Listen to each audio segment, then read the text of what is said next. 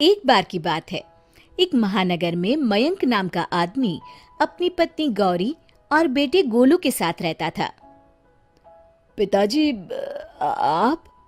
हाँ बेटा, कल गौरी ने तो मुझे फोन करके बुलाया। अच्छा पिताजी, आराम कर लीजिए थोड़ा।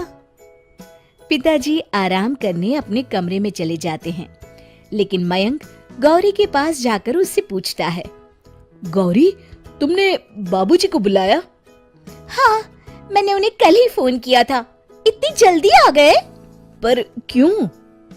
गोलू को स्कूल ले जाना, लाना, सब्जी लाना, किराना लाना, पौधों में सुबह शाम पानी डालना, ये सब न तुम्हारे बस का है न मेरे। और इस महंगाई में नौकर रखना तो जैसे पॉसिबल ही नहीं है। हाँ, और नौकर पर इतना भरोसा भी तो नहीं कर सकते। हाँ, तभी तो। अब गोलू का ज्यादा समय दादाजी के साथ बीतने लगा। एक दिन मयंक ऑफिस से बड़े गुस्से में लौटा। ये टीवी इतनी तेज कौन चला रहा है? चौराहे तक आवाज जा रही है। और ये बीच कमरे में चप्पलें क्यों पड़ी है? रखने की तमीज नहीं है। मैं अभी हटा देती हूँ। तुम क्यों हटाओगी? जिसकी चप्पल है वही हटाएगा। बाबूजी, बाबूजी! अरे, ये बाबूजी की चप्पल गोलू ने ही पहनी थी, उससे छूट गई होगी। वो तो बच्चा है, बाबूजी तो हटा सकते थे ना। आप हाथ मुंह धो लीजिए, मैं चाय लेकर आती हूँ। ये लीजिए चाय।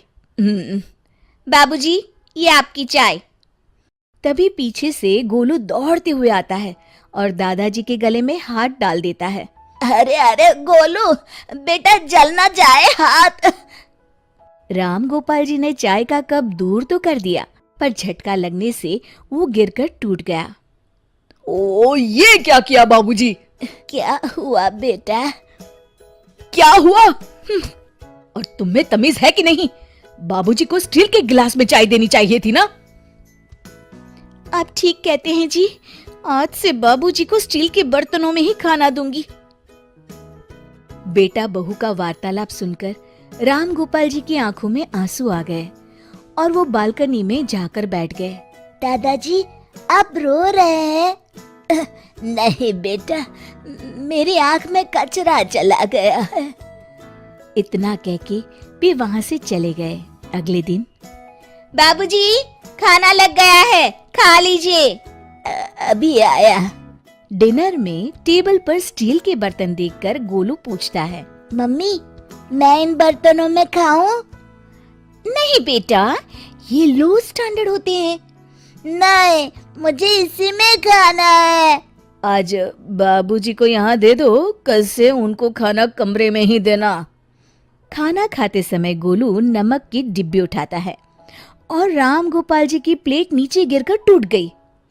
बापूजी, आप भी हद करते हैं, प्लेट तोड़ दी। 2 दिन पहले ही कब तोड़ दिया था। आंसू छुपाते हुए वो सिर्फ पानी पीकर उठ गए और वहां से चले गए। अगले दिन मयंक ऑफिस जाने लगा। बेटा, आज तबीयत नासाज लग रही है, जरा डॉक्टर को दिखाते हैं। बाबूजी, आज तो एक क्लाइंट से मीटिंग है, लेकिन लौटते समय मेडिकल से दवाई ले आऊंगा। अगर असर नहीं हुआ तो कल दिखा लाएंगे। पर बेटा, हाथ पैर दर्द कर रहे हैं, बदन बहुत टूट रहा है।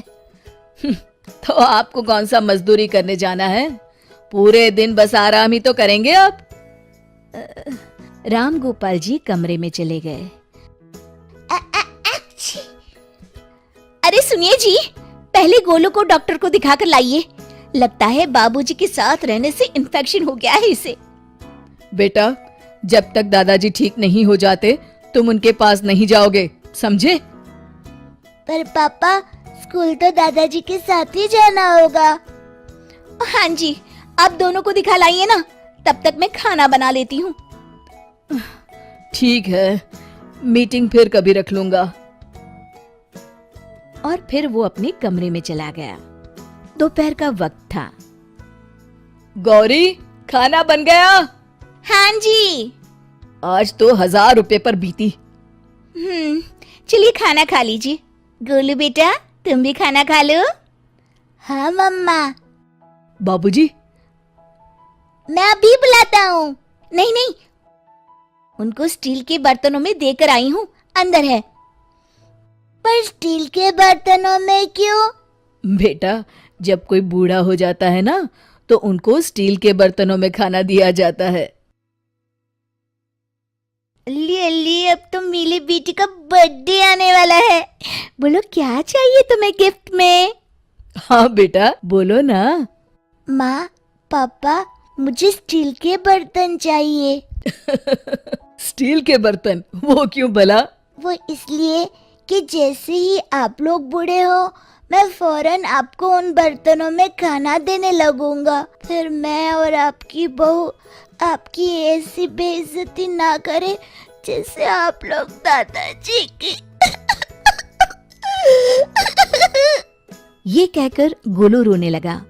गौरी और मयंक उसकी बात सुनकर सन्न रह जाते हैं। मयंक जल्दी से कमरे की तरफ दौड़ा और बाबूजी के पैर पकड़कर बोला, बाबूजी, मुझे माफ कर दीजिए। बाबूजी को अपने साथ टेबल पर बिठाया और खुद ही उसे खाना परोसने लगा। शिक्षा: हमें अपने माता पिता का और बड़ों का हमेशा सम्मान करना चाहिए।